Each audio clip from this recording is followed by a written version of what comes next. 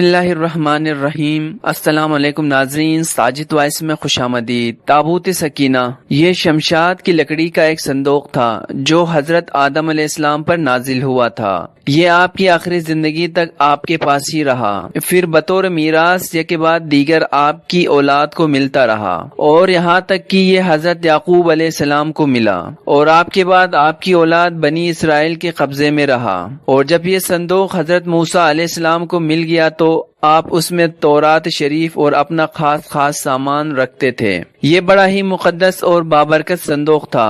بنی اسرائیل جب کفار سے جہاد کرتے تھے اور کفار کے لشکروں کی کثرت اور ان کی شوکت دیکھ کر سہم جاتے اور ان کے سینوں میں دل دھڑکتے تو وہ اس صندوق کو اپنے آگے رکھ لیتے تھے، تو اس صندوق سے ایسی رحمتوں اور برکتوں کا ظہور ہوتا کہ مجاہدین کے دلوں میں سکون و اطمینان کا سامان پیدا ہو جاتا تھا، اور مجاہدین کے سینوں میں لرزتے ہوئے دل پتھر کی چٹانوں سے زیادہ مضبوط ہو جاتے تھے۔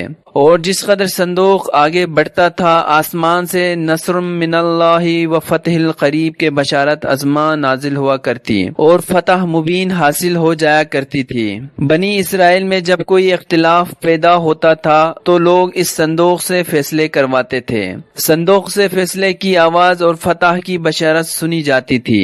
بنی اسرائیل اس صندوق کو اپنے آگے رکھ کر اور اس کو وسیلہ بنا کر دعائیں مانگتے تھے تو ان کی دعائیں قبول ہوتی تھی، اور بلاؤں کی مصیبتیں اور وباؤں کی آفتیں ٹل جایا کرتی تھی۔ الغرض یہ صندوق بنی اسرائیل کے لیے تابوت سکینہ، برکت و رحمت کا خزانہ، نصرت خداوندی کے نزول کا نہایت مقدس اور بہترین ذریعہ تھا۔ مگر جب بنی اسرائیل طرح طرح کے گناہوں میں ملوث ہو گئے اور ان لوگوں میں بغاوت اور سرکشی کا دور شروع ہو گیا تو ان کی بدعمالیوں کی نحوست سے ان پر خدا کا یہ غضب نازل ہو گیا۔ قوم عمالق کے کفار نے ایک لشکر جرہ کے ساتھ ان لوگوں پر حملہ کر دیا۔ ان کافروں نے بنی اسرائیل کا قتل عام کر کے ان کی بستیوں کو نیست و نابود کر ڈالے، عمارتوں کو توڑ پھوڑ کر سارے شہر کو تہس نہس کر ڈالا، اور اس متبرک صندوق کو بھی اٹھا کر لے گئے اور اس مقدس تبرک کو نجاستوں کے کوڑے خانے میں پھینک دیا۔ لیکن اس بے ادبی کا قوم عمالق پر یہ وبال پڑ گیا کہ لوگ طرح طرح کی بیماریوں اور بلاؤں میں مبتلا کر دیے گئے۔ چنانچہ قوم عمالق کے 5 شہر بالکل برباد و ویران ہو گئے، یہاں تک کہ ان کافروں کو یقین ہو گیا کہ یہ صندوق رحمت کی بے ادبی کا عذاب ہم پر پڑ گیا ہے، تو ان کافروں کی آنکھیں کھل گئی۔ چنانچہ ان لوگوں نے اس مقدس صندوق کو ایک بیل گاڑی پر لاد کر بیلوں کو بنی اسرائیل کی بستیوں کی طرف ہانک۔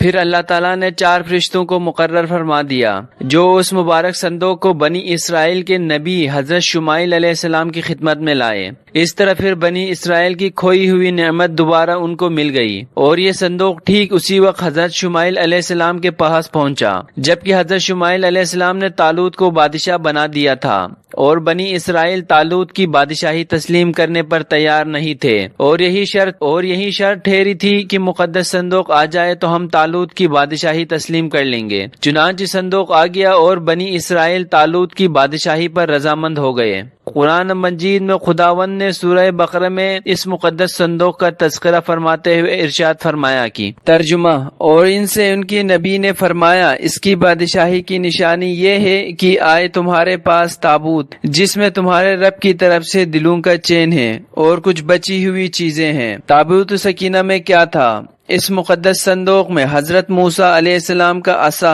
اور ان کی مقدس جوتیاں، اور حضرت ہارون علیہ السلام کا امامہ، حضرت سلیمان علیہ السلام کی انگوٹھی، تورات کی تختیوں کے چند ٹکڑے، کچھ من و سلوہ، اور اس کے علاوہ حضرت انبیاء اکرام علیہ السلام کی صورتوں کی حلیے وغیرہ سب سامان تھے۔ تابوت سکینہ کہاں ہے؟ حضرت داؤد علیہ السلام کے زمانے تک اس تابوت کو رکھنے کے لیے کوئی خاص انتظام نہیں تھا، اور اس کے لیے پڑاؤ کی جگہ پر ایک الگ خیمہ لگا دیا جاتا تھا۔ حضرت داؤد علیہ السلام نے خدا کے حکم سے خدا کا گھر بنانا شروع کیا جو عین اس مقام پر ہے جو آج مسجد اقصی موجود ہے۔